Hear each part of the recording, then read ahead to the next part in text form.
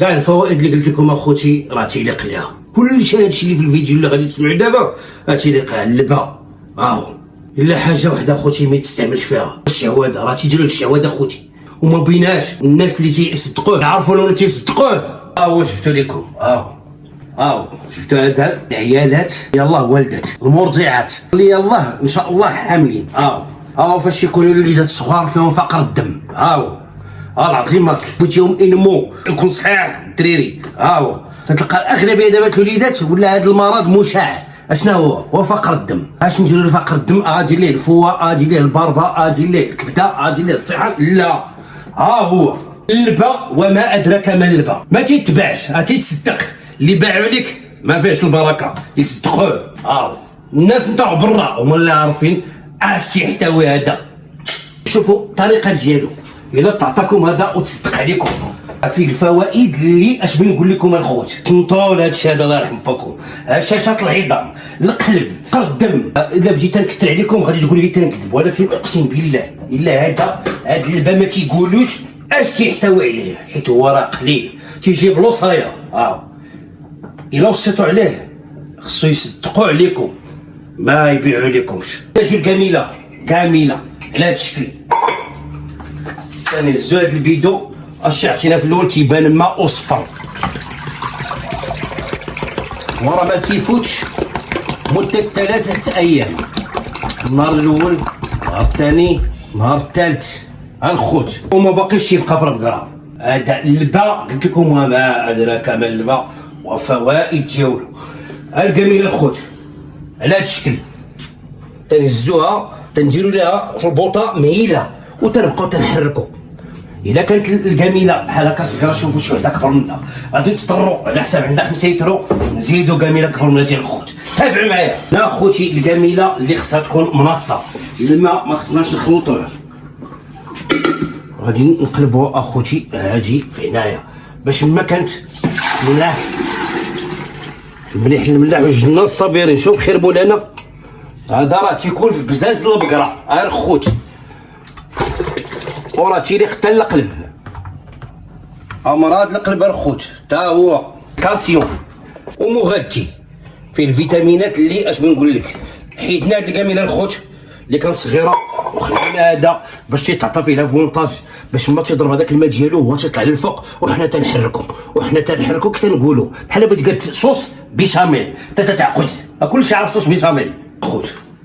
ميله هاي ونحطو تيسخن ونوقفو فوق راسو. الكاميله تنحتاجو مغرفه العود حيت شنو هي الخدمه ديالتنا. كان الخوت القضيه كانت مثلا في الثلاجه وبارد راه تنهزو وتنزيدو شويه في البوطه حتى تيقبض السخونيه وتنبقاو تنحركو. رانا شي حاجه تبقى تتحرك ما تعياش على هذا الشكل هذا الخوت. تبقى تتحرك تعاود ترد تحرك. وحق اللبا اللي رضعت من ميمتي لا هذا غادي تفكروني به الخوت. والو لا نريد لا جزاء ولا شكورا الا البارطاج واللايكات. وقولوا لي في الكومونتير اشنا هو الراي ديالكم في المحتوى ديالي. راك الخوت راه نحسوا به مره تيتقال هادشي باش يسخن والبوطه تمهل في الاخر وبيطلع لنا اللبا وما ادراك ما اللبا. وانا هو بديت بحال الريف في الاول. تنحركو حتى تيولي الماء لتحت اللبا تيطلع للفوق. منين تقال الخوت هكا على هذا الشكل تنديرو الملحه ان شاء الله مليحه.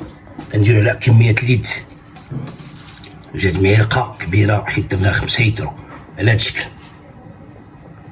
تنحركو معلقه كبيره وتنبقاو نواصلوا العمليه.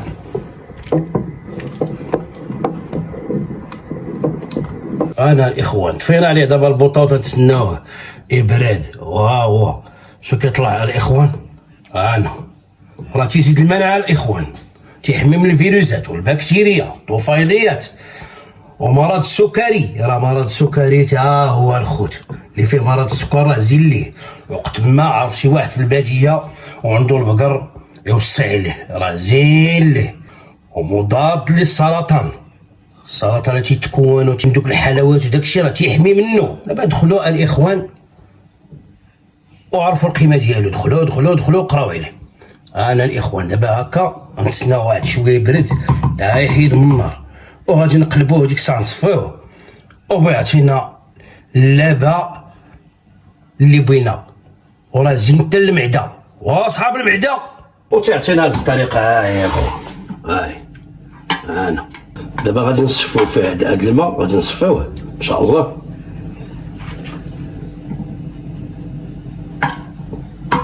وغادي نوريكم غادي يخرج.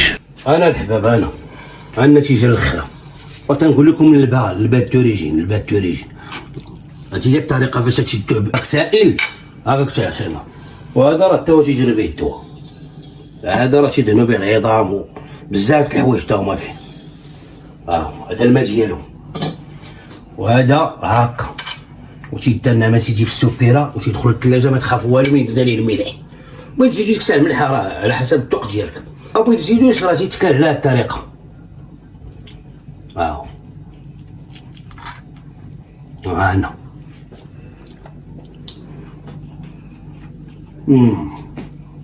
اطفي